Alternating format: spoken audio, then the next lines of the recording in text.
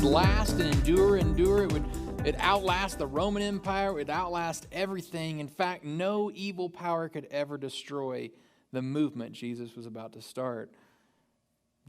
First of all, did that happen? And second of all, does it continue today? Does the promise continue today? And how do we know if that's true or not? Well, in today's starting point, we are going to wrap up this series by talking about the thing that Jesus started that continues the promise that he made almost 2,000 years ago. Welcome to CoffeeCreek.Church at home. I'm Clark Fraley. I'll be your host today, and I'm so glad you're here. Let's get started.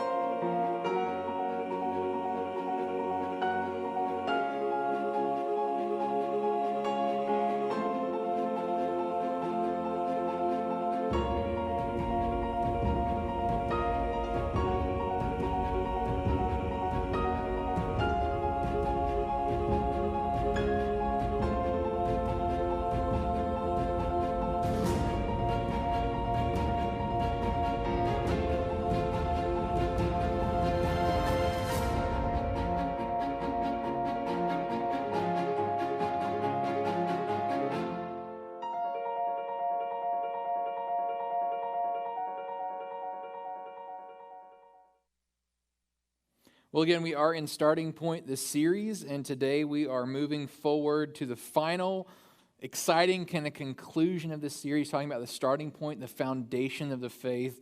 And we're going to talk about that thing that Jesus started, the church, and this movement that he promised would last and last and last, outlast all these earthly kingdoms, and even the gates of hell would not prevail against the church. And so we're going to talk about what does that mean, and why did that promise endure, and how did that become even something that happened that was capable of happening, and how it impacts even today. So thanks so much for joining us. I want to draw your attention to a couple of quick things as we get started this morning. The first is our family content. If you haven't checked this out yet, make sure to check out our weekly Creek Kids experience online. If you have kiddos of any age from birth up through 5th grade, we have something unique for them. It's all age-graded materials available. There's music, games, and amazing Jesus-centered teaching each and every week. It is fresh content each week, and it is completely free to you, our gift.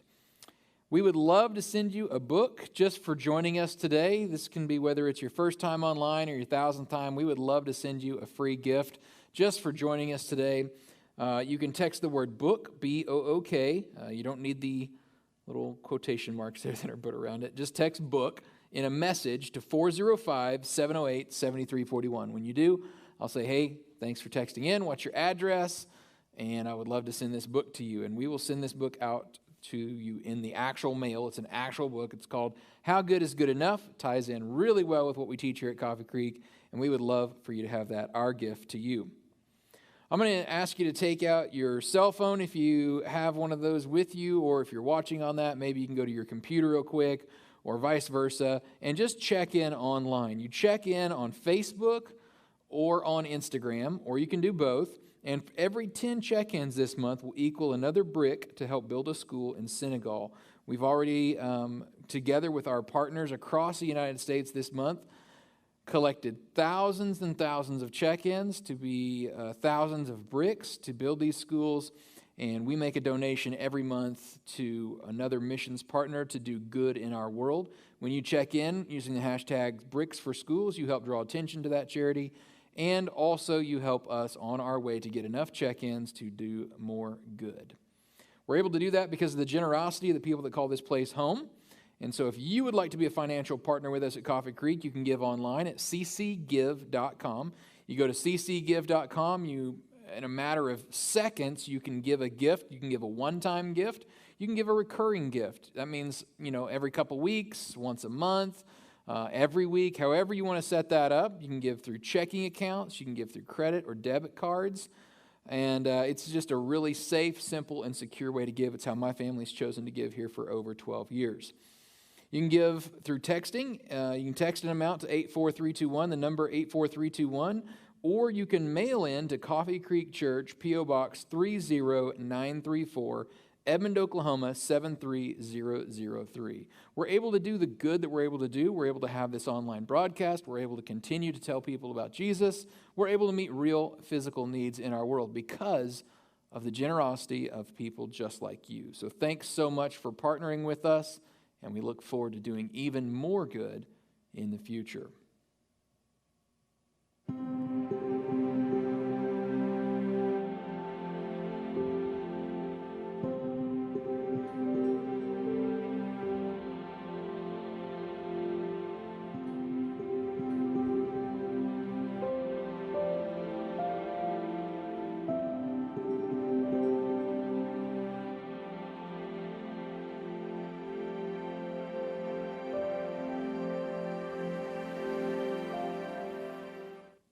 So again, my name is Clark Fraley. I'm the lead pastor here at Coffee Creek Church, and I'm so delighted that you're joining us for this special Coffee Creek Church at Home. And today we are starting Point, the series, Final Sunday. And we've walked through in the Starting Point series a lot of really interesting ideas. And the biggest idea has been what we said in week 1. The question that is kind of the burning question for all of us is, who is Jesus? Because that impacts how you understand the world, how you see the world, and how you experience what we call Christian faith. And so we've talked about faith and starting point and beliefs and foundations and how the early church experienced all these things. And today we're going to kind of wrap it up with a look at finally that thing that Jesus left before he went to be back with the Father, and that is to start a movement. And that is called the church. And so we're going to talk about that today. We ended last week on this big idea that Christians don't simply believe something is true. We believe something happened. So we focused on this idea that our beliefs are not based in something, but our belief is in an event, that something happened. That event being the resurrection of Jesus. And so because of the resurrection, that's why Christianity exists. I've said it like this before, that for Christianity, the resurrection is the crux. It is the thing that holds it all together. It is the center point. Lots of people have died in the past. Lots of people have made big and bold statements. Lots of good teachers have come and gone. But if you go to all their graves, their bodies are still there. But Jesus was, when the rock was rolled away, not there. And then I said that was confirmed through the fact that all of his followers left and quit on him when he died on the cross. But then when they saw him resurrected, they began to gather together once again. We're willing to die to start something big called the church. Well, we're going to pick up right there where they started the church. And we're going to follow that for a little bit and see how it wasn't easy going for them, and it was a rough road. And we're going to talk about how that kind of adds even more credibility to this idea of Jesus' resurrection. So if we just review really quick, week 1 we said, who is Jesus? We talked about the idea the Apostle Paul was talking to the Athenians and kind of acknowledged that they had some ideas about religion and faith and the divine or a creator of some kind, but that they had an unknown God. They had this altar to an unknown God. They were worshiping something they didn't even understand. So he said, look, we can tell you the name of that God. Then week 2, we talked about the role of rules and the role of sin and how those things work together and how that creates another starting point for us in the conversation, that the rules actually don't and never were intended to be the religion, to be the way that we interact with God. Then in week 3, we talked about grace, that ultimate gift that God gives us, that we can't earn on our own. In week 4, last week, we talked about beliefs and how beliefs are terribly important, and beliefs are a great thing that God has given us, but beliefs can be hijacked and they can take us in the wrong direction. So belief alone is not the foundation of our faith. We came back once again to that thing. We believe an event, not just something. It's not some truth we want you to assent to. It's not a contract you sign. We foundationally put our faith in the event, and that is the resurrection. Now, today we're going to pick up in the scriptures in Matthew 16, and there's something really interesting that happens here. In the Gospel of Matthew, Jesus is looking out with his disciples at a city. And as they're looking at this city, and the city's named after one of the great leaders of Rome, Caesar, and Caesar Augustus has been deceased, and so this Caesarea Philippi has been given this kind of honorary name for him to honor him. And Jesus looks out at this city with his disciples, and kind of in the context of the city being named for this emperor who the Roman emperors kind of claimed deity or to be sons of God or gods themselves. And so Jesus is looking out with his disciples and he kind of poses this interesting question. He says, "Who do you say that I am?" And that is then the basis of what's getting ready to happen. And that is Jesus giving them the mandate to start the church and to take it everywhere. So let's catch up there. Simon Peter, in response to Jesus, says, "You are the Messiah, the Son of the living God." So he gives this confession of faith. Jesus says, "Who do you say I am?" And Simon Peter says, "You are the Messiah. You're the Son of the living God." Now, Jesus in the very next verse says, "My Father in heaven has revealed this to you. You did not learn this from any human being. Now I say to you that you are Peter," and in parentheses there, that means rock. Peter, the name Peter translates Petros into rock. "And upon this rock I will build my church, and all the powers of hell will not conquer it." Now, there's something really interesting here.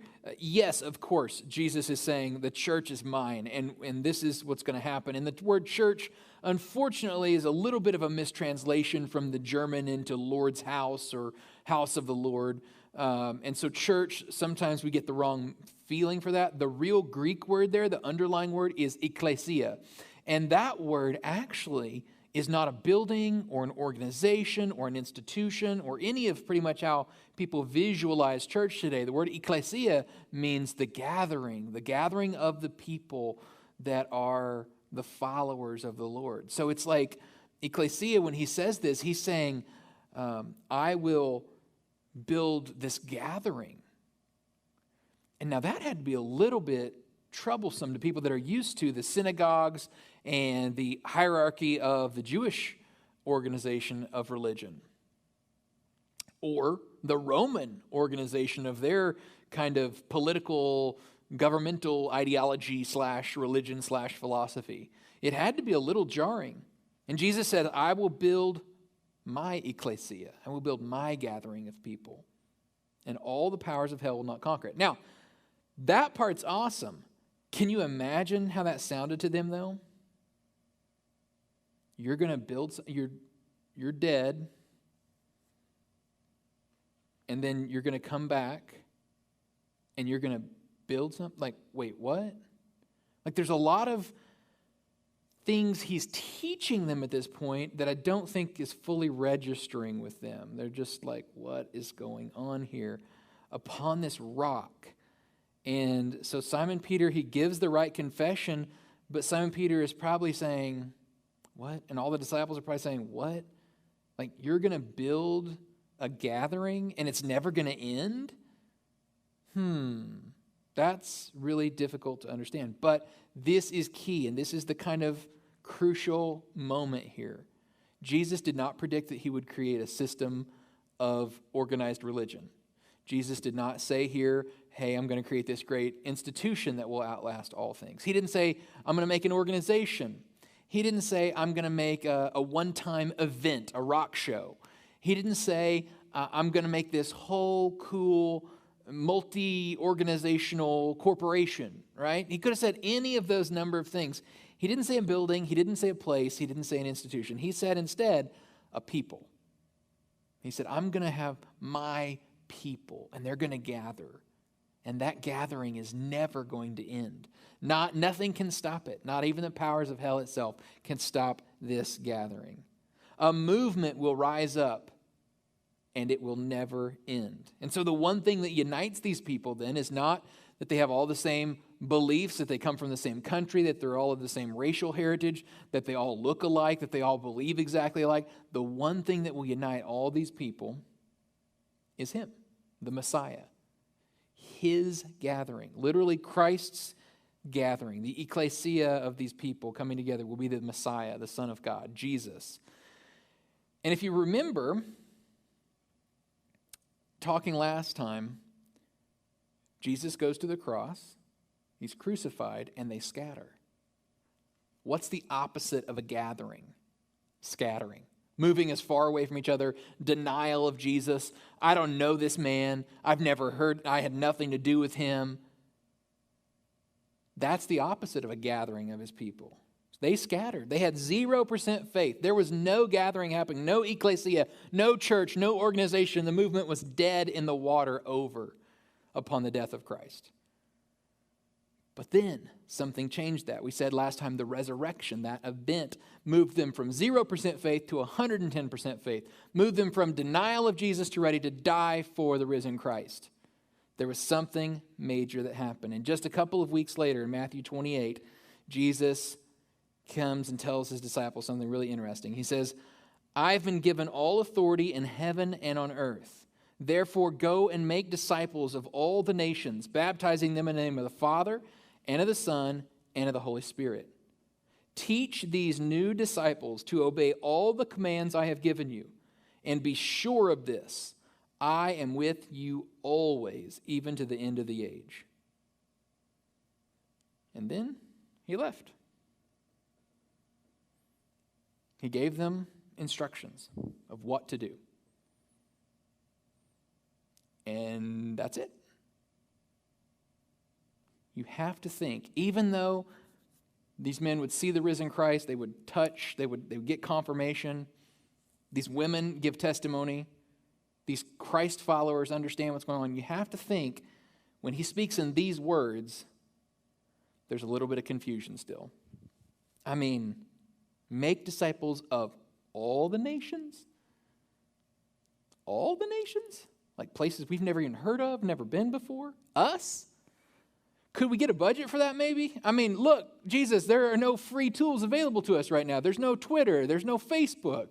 There's no radio and TV. There's no way we can do this. We don't have money or power or a network. How are we supposed to do this?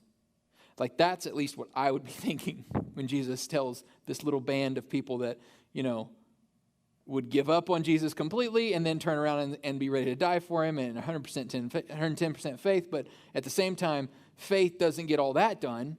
Faith doesn't take to the ends of the earth the message, doesn't provide the resources to make that happen. And Jesus is going to be leaving us alone to do this?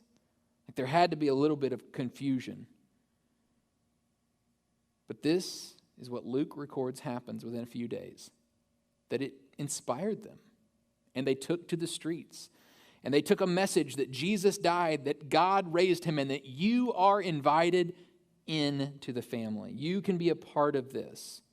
We talked to Jesus. He didn't die a permanent death. He died on the cross, but the rock was rolled away and he wasn't there. And now we have seen him and he's giving us marching orders. And here's what we're doing. We're following him. You can too. That moment in history is crucial because they then begin to start to spread that. They preach in the streets. Some of them are killed. Some of them are martyred. Some of them are imprisoned.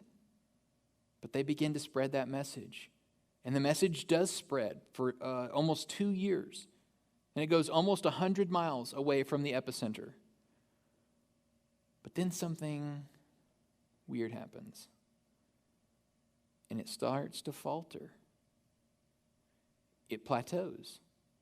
And so it's almost like it's going to be every other religion or ideology or philosophy. It's going to be just kind of centered around Jerusalem in that region. It's not going to be to all the nations. It's not going to be to the ends of the earth like Jesus predicted.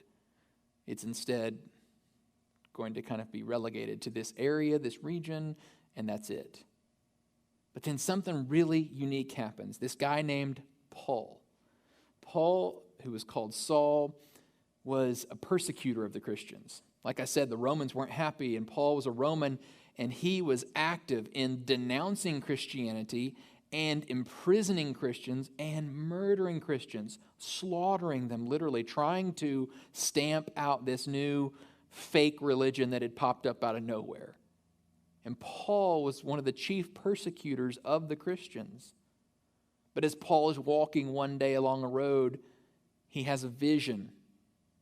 This persecutor, this murderer, Jesus appears to him. And Paul is blinded. and has a supernatural experience that no one can explain. And part of the reason we can't explain it too well is because he makes a complete 180. He goes from being the worst persecutor of Christians and a murderer and talking ugly about them and against them to becoming the biggest promoter of Jesus. In fact, like I said, the movement had kind of stalled.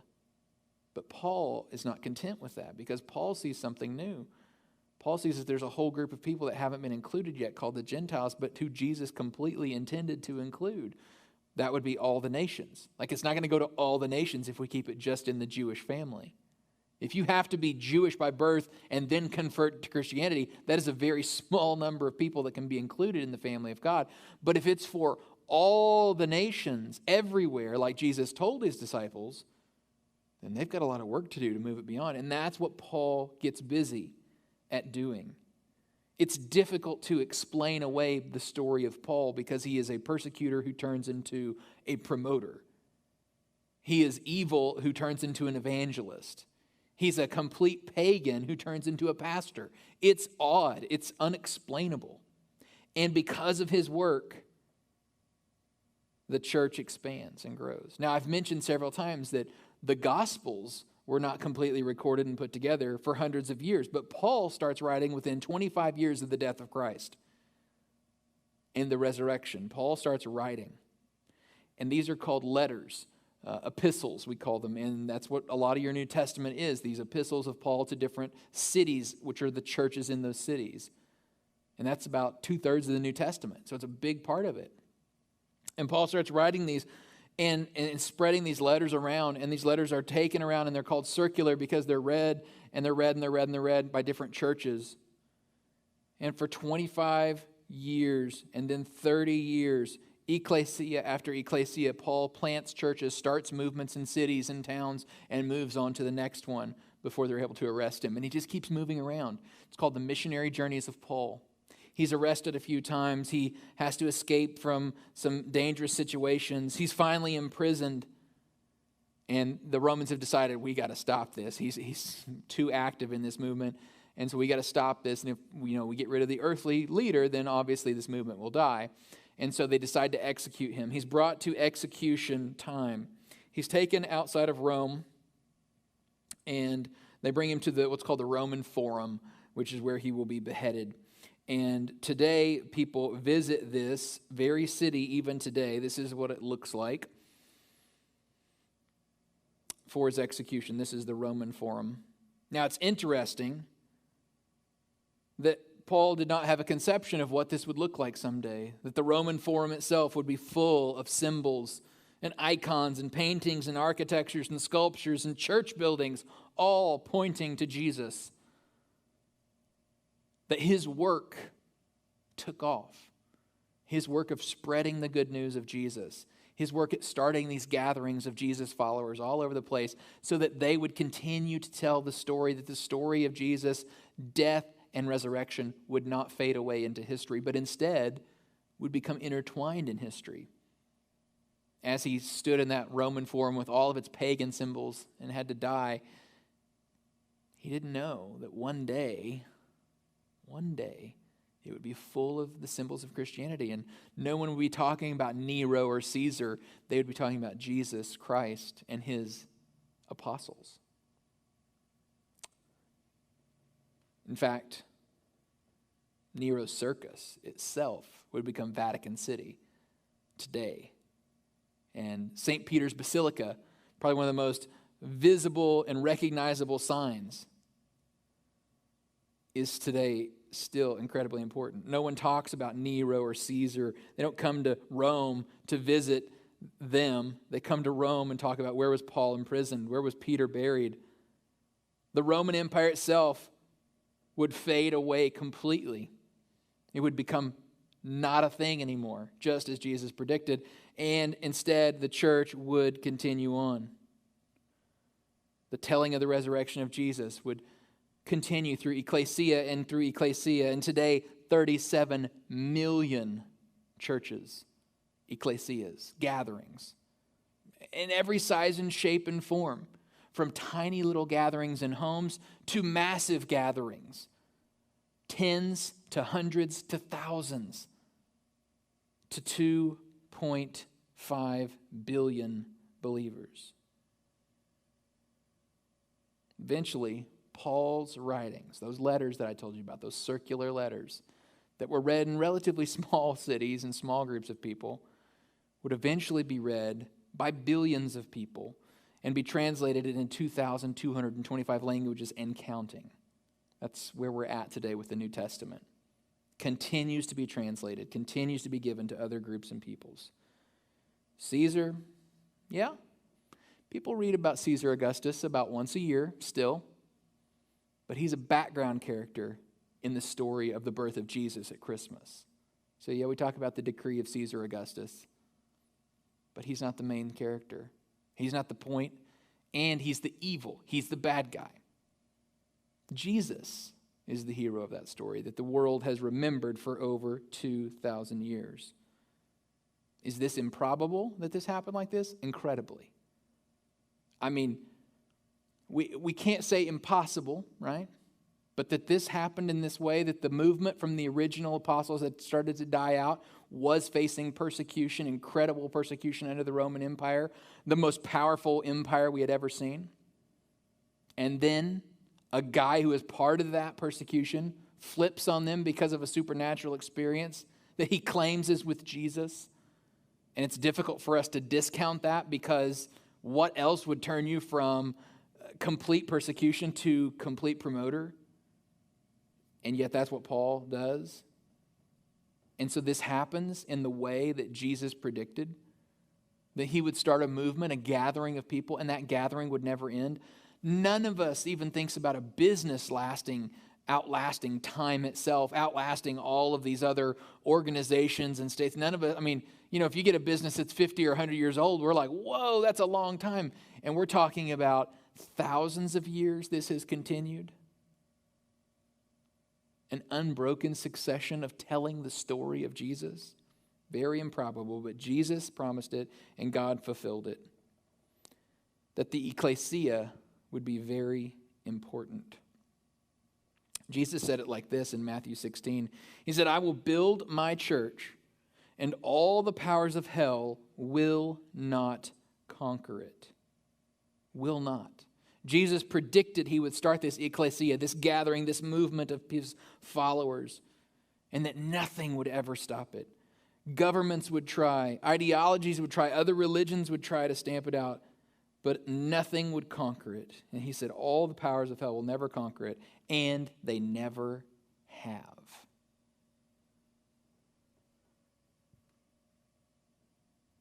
So much has happened in this series. We began with, who is Jesus to you? And we end with, when you answer that he is your Lord, you are invited to join a movement that began with resurrection, that was confirmed in the gathering that now has existed for over 2,000 years. Against all odds, 2.5 billion of us still telling the good news about Jesus today. It has traveled across continents. This message, this good news, has broken language barriers and across the centuries to get to you today. And it's ultimately not about a belief in a thing. It's not a truth you assent to. It's not a form you sign. It is ultimately about an event, something really special that happened in our world called the resurrection. And that resurrection, in the days that follow, Jesus makes promises. And he has kept those promises. So the choice for you then, the opportunity, is an invitation to respond to the event, to the promise that is held true. Despite all of the things that should have worked against it, it still held true. And here it is today, still telling the story in gatherings of believers. So you can respond. How can you respond? Well, you can trust Jesus. You can be baptized. You can give. You can volunteer. You can join a group of people. You can invite others to be a part of this, because that's the primary method of growth. Paul going around telling people about Jesus, inviting them to be a part of it, is the same thing you can do today when you tell people about your experience with Christ and you invite them to join. You invite them to say, hey, be a part of this gathering, whether it's online or it's in person, whether it's in your home or at a coffee shop or at church. Hey, let's do this together. And the movement continues to grow. And so that's what I want to pray for you today. Would you pray this very simple prayer with me? Dear Jesus, thank you for giving us the gift of the church. Thank you for starting a movement that would change all of time and history. May I respond to you by saying, yes, Jesus, I trust you. Or being baptized to follow in the way that you did, a significant spiritual milestone of saying yes to you and yes to your community. Or may I start to be generous with what you've given me. Or volunteer to serve others. Maybe to get inside a group of people that are following you. Or maybe just to be like Paul and invite others. But may we never keep this truth to ourselves, but always be willing to give it away. Jesus, thank you for this gift. Thank you for the movement of the gathering of your people. May we continue to share your love and your message of peace, hope, and mercy. Pray that today in Jesus' name. Amen. Well, again, we would love to send you a book that kind of goes into this a little bit more in depth called How Good is Good Enough. This is a free gift to you. You can just text the word book right now to 405-708-7341, and I will get with you. That goes to my cell phone. I will get this book out in the mail to you this next week. We would love to send this gift to you. If you'd like to help us continue to share that message and continue to do that good work, you can join us by giving online at ccgive.com. We appreciate you partnering with us in that way. Helps us to continue to tell the good news about who Jesus is. We have a beautiful song for you up next. Thanks so much for joining us today at Coffee Creek Church.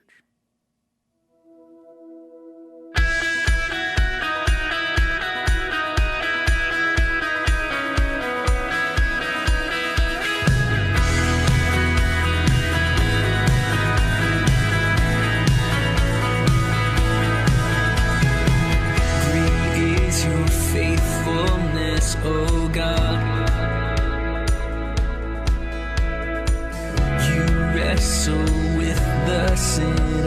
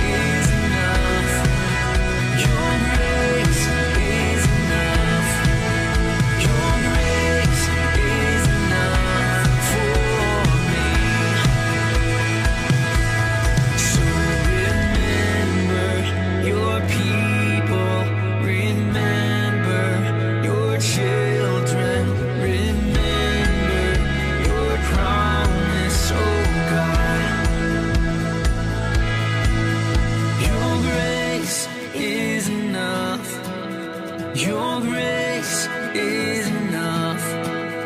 Your grace